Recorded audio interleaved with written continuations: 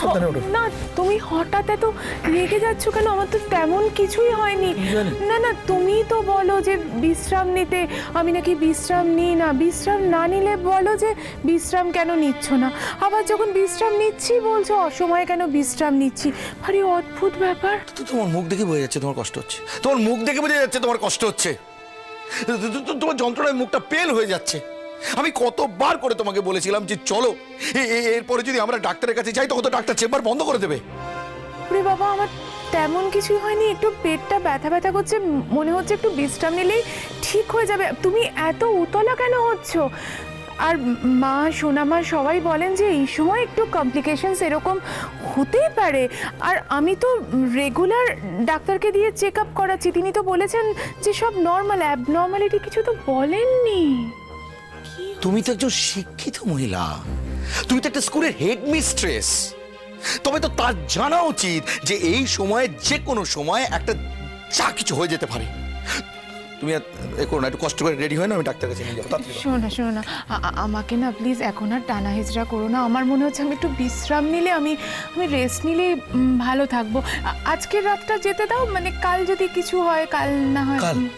আজকে রাত্রে যদি কিছু বাড়াবাড়ি হয়ে যায় তখন? আরে আমার তো কিছুই হয়নি, শুধু একটু পেটটা ব্যথা ব্যথা করছিল তাই বললাম। কেন, কি হলো হঠাৎ আবার?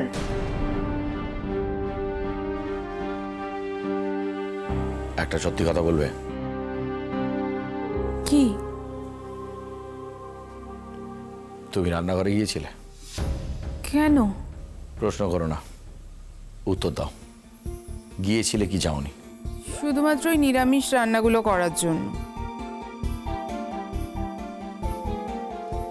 আমি জানতাম, আমি এটা ভালো করে জানতাম, ডাক্তারবাবু তোমাকে পই পই করে বলেছিল আগুনের পাশে না যেতে, তাও তুমি গেলে।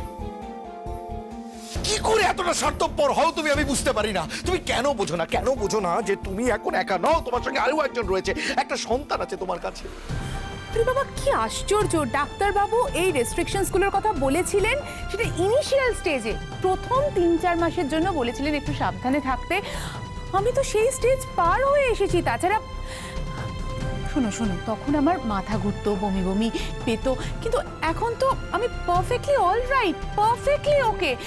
ডাক্তারবাবু বলেছেন যে স্বাভাবিক কাজকর্মের মধ্যে নিজেকে সবসময় রাখতে, বরং উল্টে বলেছেন যে শুয়ে বসে না থাকতে। সবসময় যদি শুয়ে বসে থাকি তাহলে হিতে বিপরীত হতে পারে। তুমি জানো সেটা? তুমি সব জানো, কেন পৃথিবীর যতগুলো ঠিক জিনিস আছে সেগুলো শুধু তুমিই জানো। এরকম ভাবে বলছো কেন? আমি কি তাই বলেছি না? না তুমি তাই বলোনি, তবে প্রমাণ করো, তুমি বলো, সেগুলো আগে প্রমাণ করো। একটা রিকোয়েস্ট রাখতে পারলে না? আমি তোমায় এত করে বললাম যে তুমি মিনু এই সময় দৌড়ঝাঁপ করো না, সে কথাটা তুমি শুনলে না। আরে আমার জন্য তো একটু শুনতে পারতে। আরে মানছি আমি একজন অপদার্থ লোক, আমার কোনো গুণ নেই, কিন্তু যখনই তোমাকে স্কুলে নিয়ে যাই তখন সঙ্গে কিন্তু আমি থাকি। বাড়ির গাড়ি রয়েছে, তাও কিন্তু আমি সঙ্গে করে যাই। হ্যাঁ মেনে নিচ্ছি আমার কোনো কাজ নেই, আমি একটা অকাজের লোক, তাও কিন্তু সময় বার করে যাই থাকুক আমি তোমার সঙ্গে যাই। এত কিছুর পরেও তুমি একবার তোমার মনটার মধ্যে হলো না যে এই মানুষটার যা যা বলে সেইগুলো একটু মেনে চলে এই মানুষটাকে একটু অনার করি?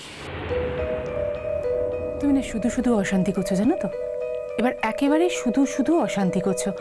তুমি জানো যে একেই আমার শরীরটা খারাপ, তার মধ্যে যদি তুমি আমার সঙ্গে এইভাবে কথা বলো তাহলে আমার মনের ওপর কতটা চাপ পড়ে তুমি বোঝো না। মানে তুমি কি বুঝবেও না সেটা?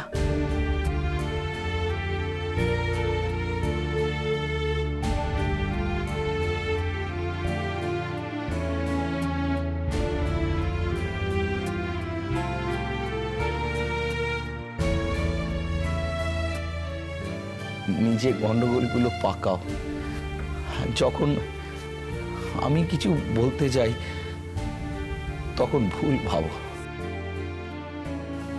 এক্সকিউজ দাও। তুমি তো জানো এসবে আমার কিছু আসে যায় না। জানতাম না, জানলাম। রাগ দেখিও না তো আমায়, ভুল করলে সেটা শুনতে হবে। তোমার জন্য আমার কত টেনশন তুমি জানো। পাড়ার মোড়ে বন্ধুদের সাথে গিয়ে একটু আড্ডা মারতে পারি না। কিছুক্ষণ বাদেই আমার মনে হয় বাড়িতে মনে হয় কোনো একটা অনর্থক ঘটে গেল। কোথাও গিয়ে আমি শান্তি পাই না। সেটা কি শুধু এই জন্যে যে তুমি আমার কথার অমান্য করবে? শুধু সেই জন্যে? আমি বাধ্য হয়েছিলাম আজকে রান্নাঘরে যেতে। কালকে বাড়িতে একটা বড়সড় যজ্ঞ আছে, সেটা মনে আছে তোমার? এই ওসব কথা বলো না তো আমাকে। আমি তোমার একটা কথাও শুনতে চাই না, ব্যাস। শুনবো না বললে তো হবে না। একই বাড়িতে থাকতে গেলে দেখতেও হবে, শুনতেও হবে, জানতেও হবে। হ্যাঁ, বাড়িতে যজ্ঞে।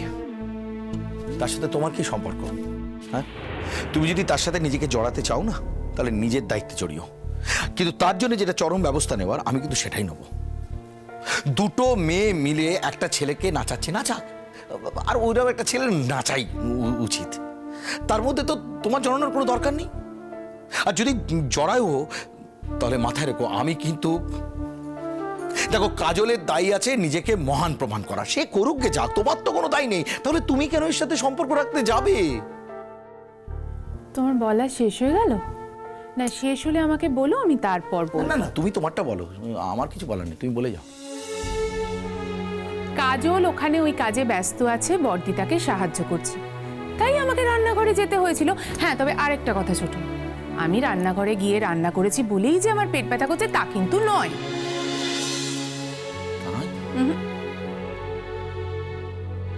দাঁড়াবো, আমি তো এতদিন তোমাকে টিচার বলে জানতাম, তুমি তো যেমন দেখছি ডাক্তার। ডাক্তার আবার কবে হলে?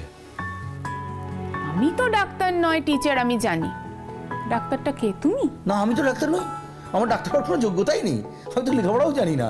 না না, আমি তো জানি না বলে সবসময় বলি ডাক্তারের কাছে চলো, ডাক্তারের কাছে চলো। কিন্তু সে কথাটা তো তুমিই মানো না। আমি মানিনি। কে বলেছে? আমি বলেছি আজকে নয়, আমি কালকে যাব।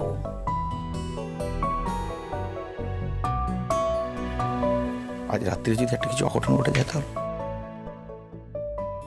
আচ্ছা, অঘটন ঘটা কি এত সহজ? এত সহজে অঘটন ঘটে যাবে? তুমি কেন এত চিন্তা করো, কেন এত ভয় পাও? তুমি দেখবে খুব ভালোভাবে আমাদের বেবি এই পৃথিবীতে আসবে, তুমি দেখে নিও।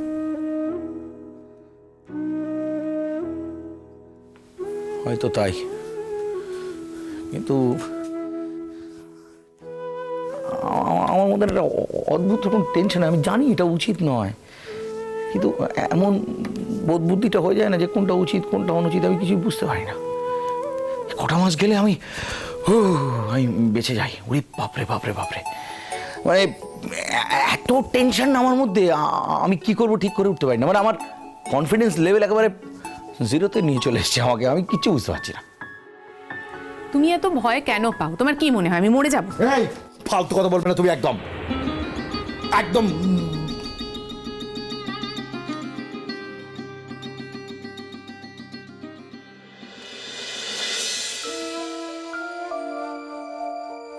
ঠিক আছে, আমি তাহলে আর কোনো কথাই বলবো না। অলপ করে কথাগুলো কেন বলো? তুমি সে চলে গেলে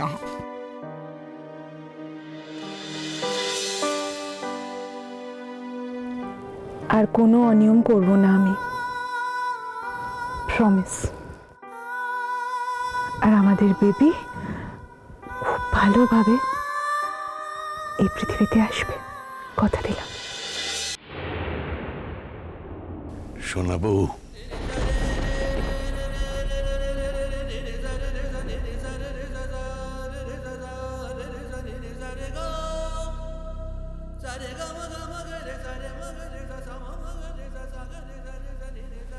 সোনা বউ,